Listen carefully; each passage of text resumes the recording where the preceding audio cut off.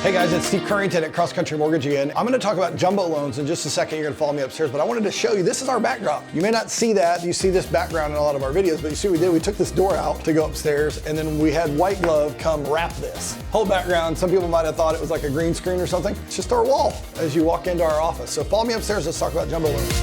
Hey Steve, do you want to talk about jumbo loans?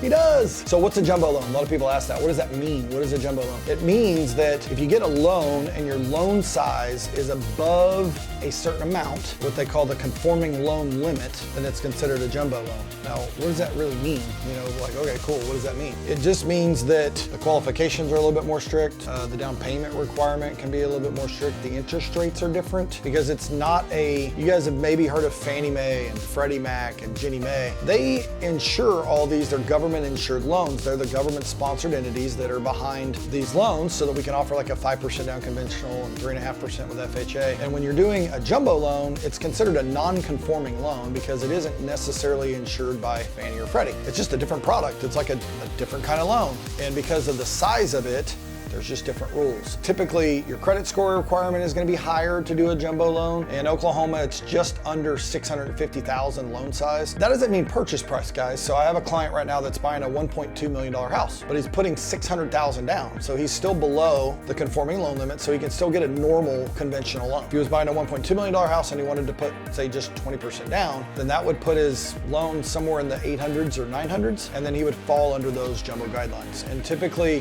the interest rate can tend to be a little bit higher on a jumbo loan. It's a higher risk loan. The debt ratio requirements will be lower, meaning that they won't allow your debt ratio to be as high on a jumbo loan. As I mentioned, that down payment requirement is higher, but they have other little things like what they call reserve requirements, which means after I make my down payment and after I close on the house, I need to have X number of months of mortgage payment just sitting in the bank. You know, that might be a 6-month, or that might be a 12-month requirement of me to have reserves, okay? Some kind of reserves in the bank. And that's because what happens if you default? Well, if you have a house that you bought for $400,000 and you put, $20,000 down and it's in the neighborhood in Bixby, it's pretty marketable and easily sold, right? If you have a $1.2 million house, which they stack them next to each other now, so it's probably in the neighborhood, it's a harder property to sell. There's less people that can qualify to buy a $1.2 million house, so therefore a little bit higher risk, okay? So they want to make sure that we're crossing our T's, dotting our I's. Everything is in order when you're doing a jumbo loan. If you're not sure if you qualify for a jumbo loan, but you want to buy that big old house, then call me at 918-281-5475. You can always visit my website, stevecurrington.com. There's lots more to talk about when it comes to jumbo loans. Just wanted to give you kind of a little bit of snippet, so if you're interested, please reach out. I'd love to help you.